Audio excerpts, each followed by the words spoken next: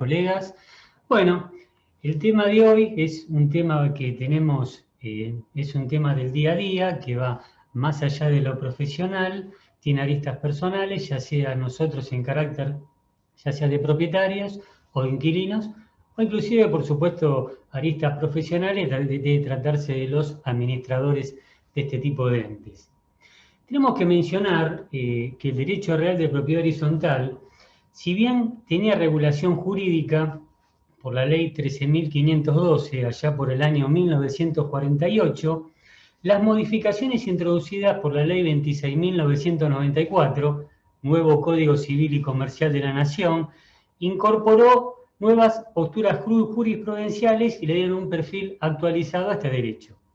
Y lo que tenemos que mencionar, por último, es que el nuevo Código Civil y Comercial incluyó como derecho real autónomo el derecho real de propiedad horizontal por un lado, pero por otro lado incluyó a los consorcios de propiedad horizontal como una persona jurídica privada. ¿Sí? Eso es lo nuevo y lo que tenemos que saber. Bueno, nuestra clásica hoja de ruta, muy rápidamente vamos a mencionar la naturaleza jurídica y la relación y responsabilidad del administrador. En relación con el impuesto a las ganancias, vamos a analizar si este tipo de entes son o no sujetos pasivos del gravamen y la actuación o no como agentes de retención de la Resolución General 830 y si son o no sujetos pasibles de retención también por esa resolución. Después, con respecto al impuesto al valor agregado, si se tratan de sujetos pasivos del impuesto, ya vamos a ver que tiene alguna particularidad especial. Y un tema muy especial, también muy discutido por la doctrina, si el crédito fiscal que le facturan al consorcio es o no trasladable a los consorcistas. Y después, bueno, vamos a hacer un repaso por todos los aspectos tributarios que entendemos que es de aplicación práctica para todos los profesionales, como respecto al impuesto sobre los ingresos brutos, el tratamiento, qué pasa con la facturación, con el régimen de información, con los regímenes de retención AFIP, que ya vamos a ver que hay algunos que tienen que cumplimentar. ¿Qué pasó con el impuesto al débito y crédito bancarios? Que también hay antecedentes que tenemos que repasar. Y por último, nuestras clásicas conclusiones. Bueno, tenemos que empezar mencionando que la doctrina tenía diferentes posturas históricas, como si uno googlea del tema lo va a conocer, y ¿qué se discutía? Si este tipo de entidades, los consorcios de propiedad horizontal, tenían o no personalidad jurídica, ¿sí? Es decir, una personalidad diferente a la de sus miembros, los propietarios de la unidad, ¿no? Y esto se basaba que en el viejo artículo 33 del viejo Código Civil establecía que eran personas jurídicas de carácter privado, además de las asociaciones, fundaciones y sociedades, aquellas entidades que tengan capacidad para adquirir derechos y contraer obligaciones. Bueno, esa fue una discusión de muchos años, donde cada uno tomó partido, inclusive también el fisco tomó partido, pero bueno, eso se acabó a partir del 1 de agosto de 2015, fecha de entrada en vigencia de la ley 26.994, donde en el artículo 148 establece expresamente que los consorcios de propiedad horizontal son personas jurídicas de carácter privado. Bueno, ¿y cuáles son las características de este nuevo derecho real? ¿Qué es la PH? ¿Qué es la propiedad horizontal? Bueno, muy rápidamente tenemos que mencionar que la propiedad horizontal es el derecho real que se ejerce sobre un inmueble propio que otorga a su titular facultades de uso, goce y disposición material y jurídica que se ejercen sobre partes privativas y sobre partes comunes de un edificio. Todo esto conforma un todo no escindible, ya sean las partes privativas como las partes comunes. Y tenemos que definir también qué es la unidad funcional. El derecho de propiedad horizontal se determina en la unidad funcional, que consiste en pisos, departamentos locales u otros espacios susceptibles de aprovechamiento, siempre y cuando, fíjense, tengan independencia funcional y comunicación con la vía pública. Y por último, para ya adentrarnos en el tema, tenemos que definir qué es el consorcio. Bueno, el consorcio es el conjunto de los propietarios de las unidades funcionales, los cuales constituyen la persona jurídica privada consorcio de propietarios. Bueno, ¿cuál es la esencia del consorcio de propiedad horizontal?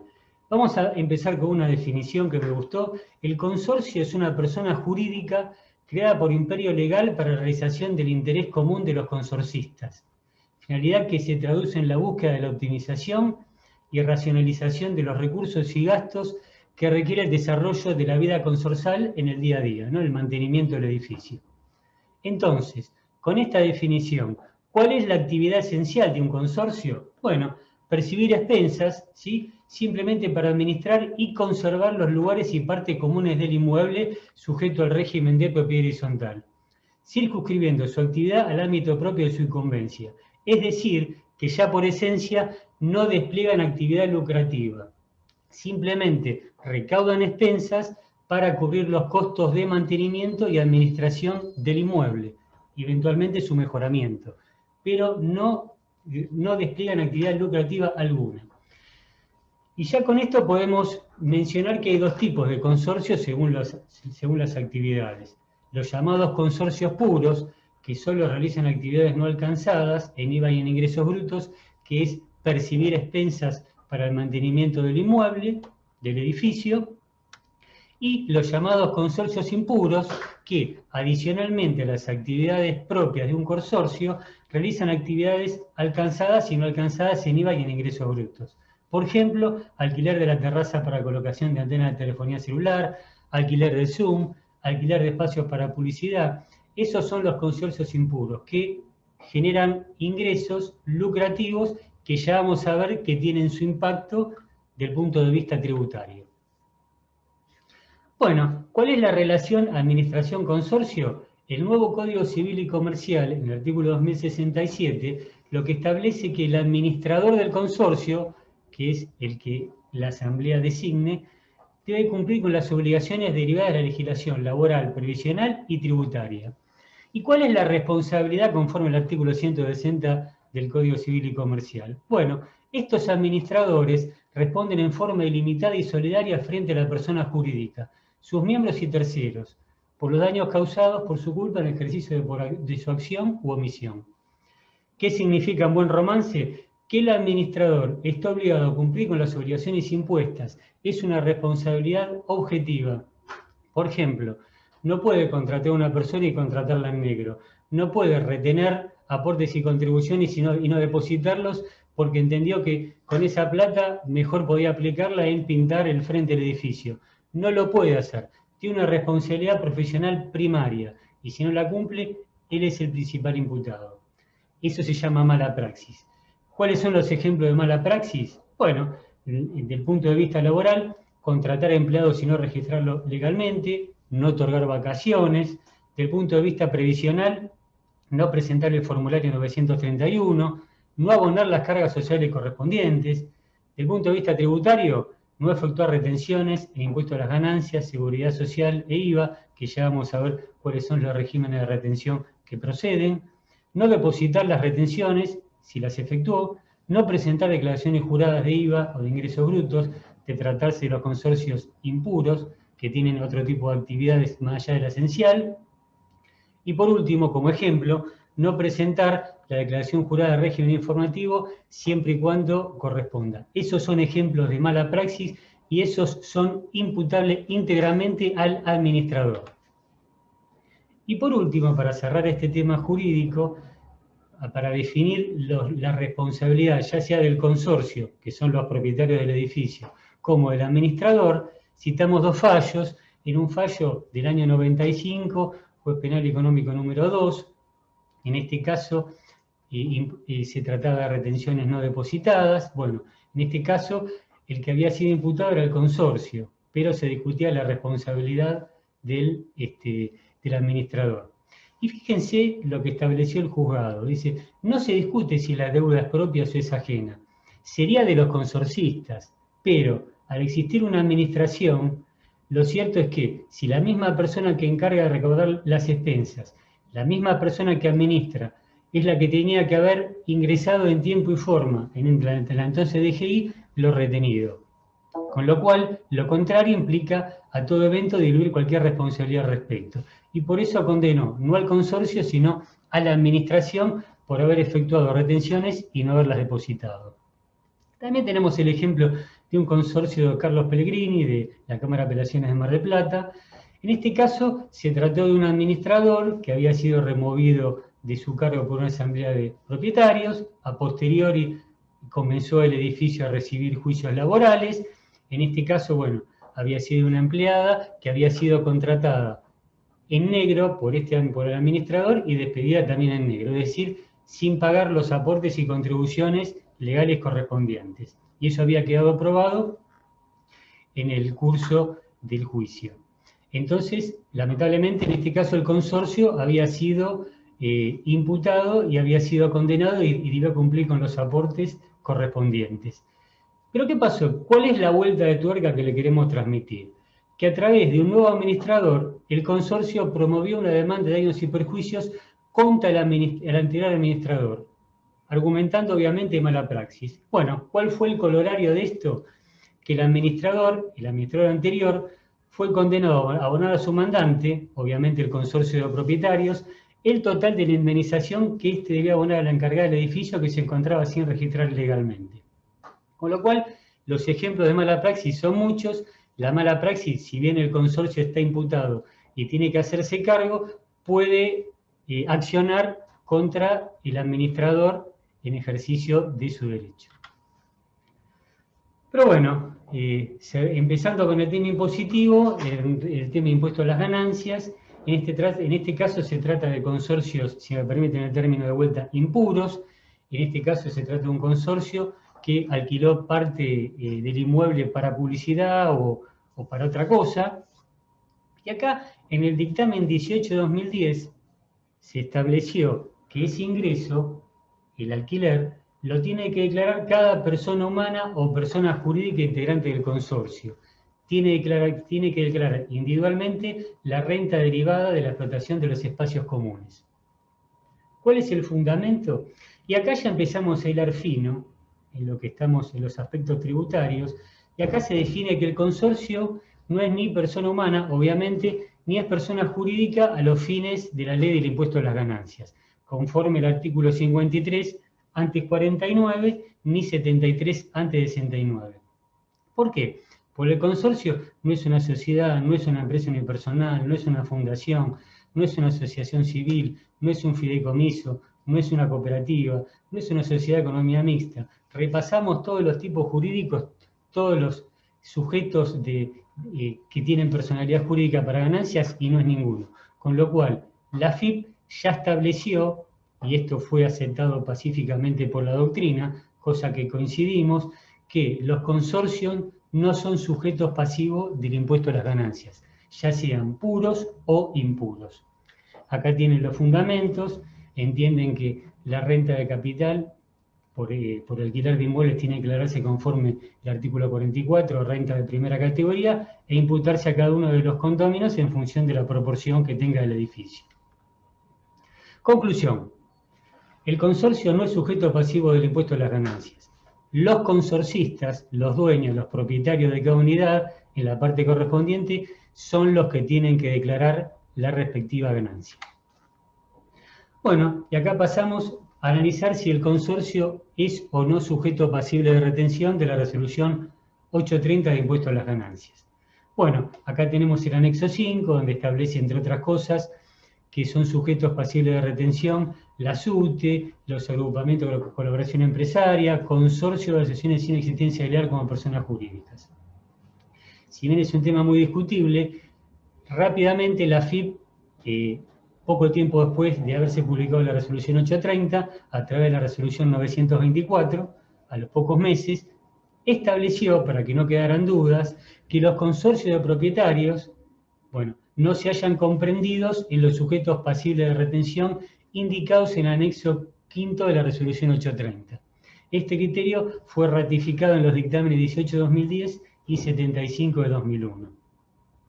Pero lo que tenemos que agregar es que en ambos dictámenes se concluyó que el régimen de retención tampoco era de aplicación a los consorcistas por realidad económica, sin que ello implicara una exención en la renta.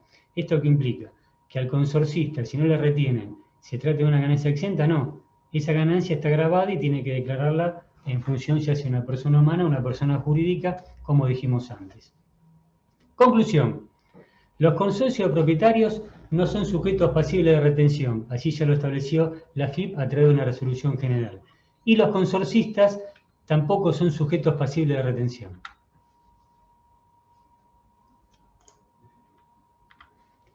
Bueno, seguimos, en este caso con la resolución 830, consorcio si está obligado o no a practicar las retenciones. En este caso, bueno, ya la AFIP a través del dictamen 57 de 2000 estableció que los consorcios no son sujetos obligados a practicar la retención, pues al tener personalidad jurídica no están incluidos en el anexo 4 de la resolución 830. Esto fue dicho en el dictamen 57 de 2000. En ese mismo dictamen se estableció que los administradores, en función de lo establecido en el inciso J del anexo 4 de la resolución 830, son los que deben actuar como agentes de retención por pagos efectuados por cuenta de terceros, ya que son mandantes del consorcio. Conclusión. Los consorcios no están obligados a actuar como agentes de retención. Así lo estableció la propia AFIP. Los administradores sí están obligados a actuar como agentes de retención. Bueno, con respecto al IVA, hablamos también en este caso de consorcios impuros. Los consorcios puros, simplemente que perciben expensas para hacer frente a los gastos, es una actividad no alcanzada en el IVA, pero hay consorcios, por ejemplo, que de vuelta tienen alquiler de inmuebles. Perfecto. Acá la ley establece, en el artículo 4, que son sujetos pasivos de gravamen cualquier otro ente individual o comprendido que se encuentre en alguna de las situaciones expresadas en el párrafo anterior, que son sujetos que realicen prestos grabados, servicios grabados. En este caso, la opinión de fisco que coincidimos es en caso de locación de un inmueble propiedad de un consorcio, en la medida que dicha locación esté grabada por el IVA, recordemos que hay locaciones que están exentas como locación de casa-habitación, el consorcio como propietario del inmueble es sujeto del IVA y como tal debe inscribirse en el impuesto. Dictamen 77-2011. Criterio que fue ratificado varias veces, mencionamos solamente una que es la consulta 60-2011. Conclusión. El consorcio es sujeto pasivo si genera hechos grabados, es decir, si es un consorcio impuro.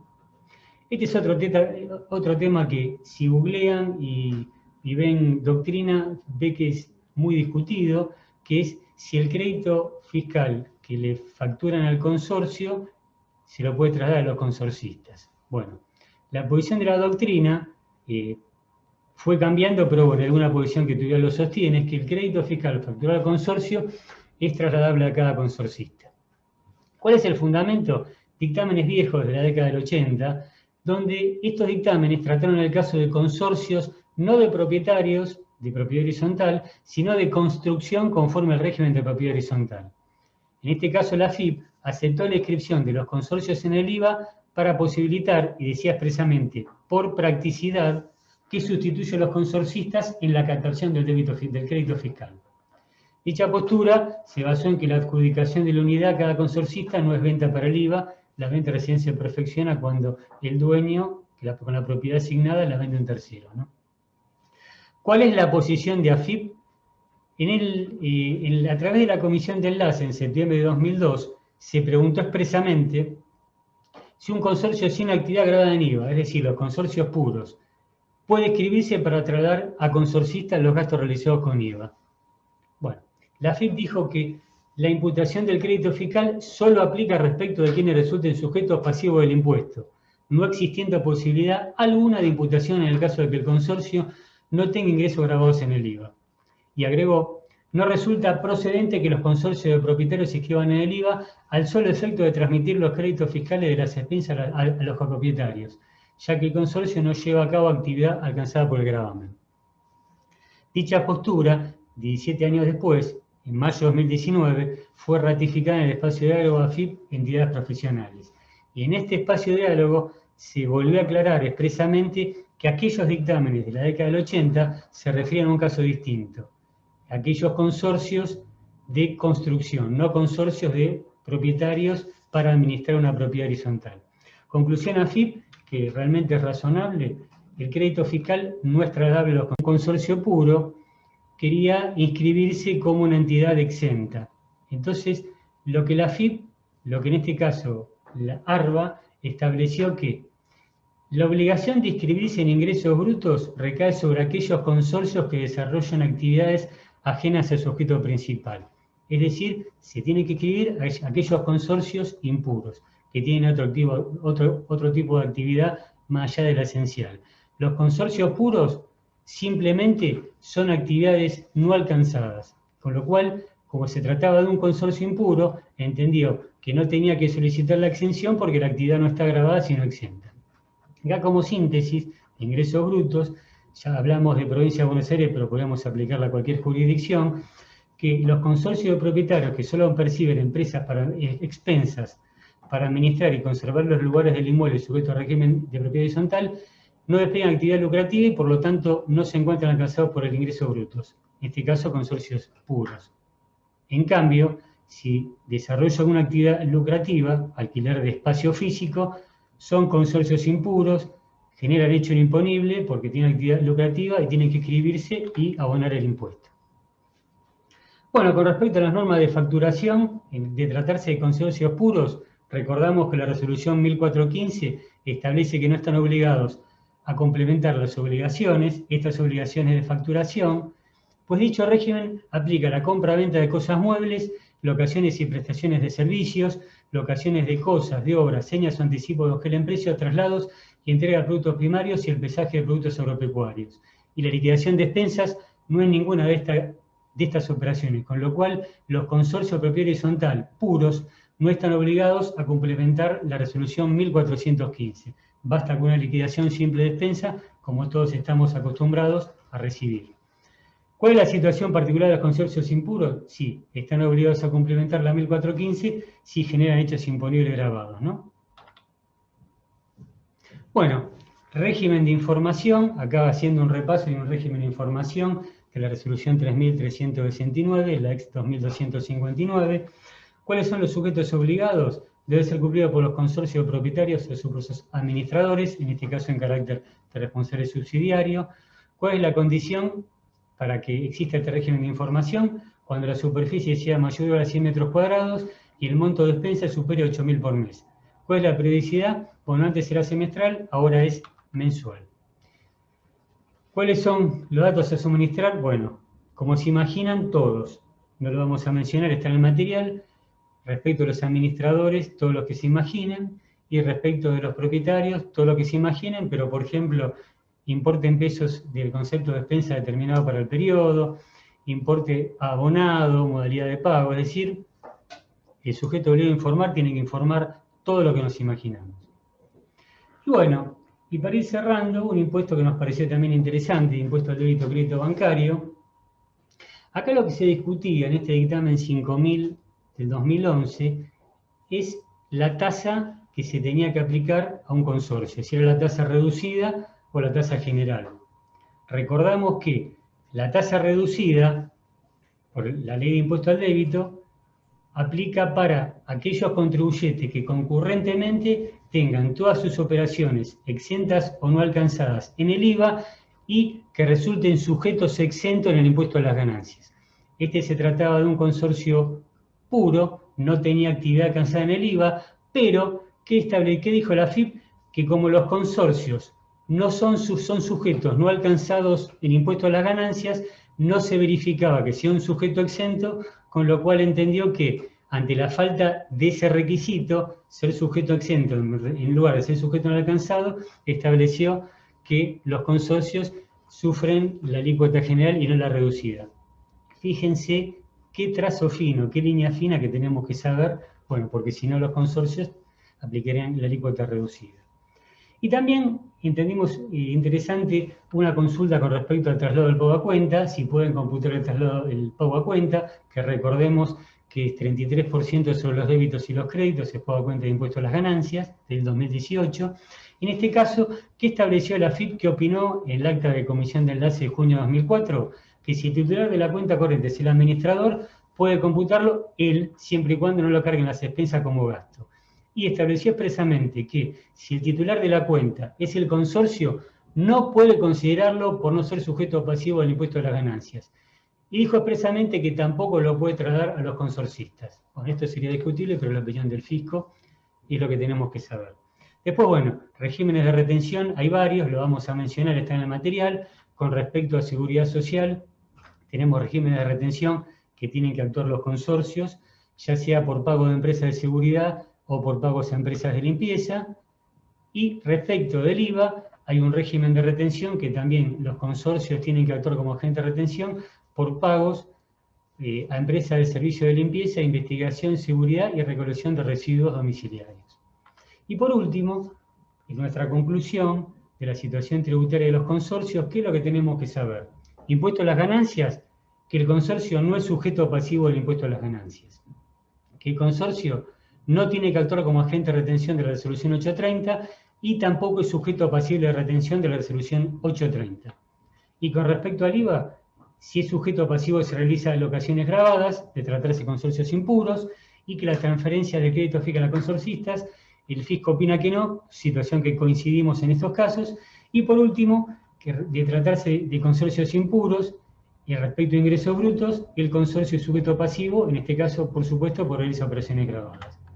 Bueno, muchas gracias por su atención.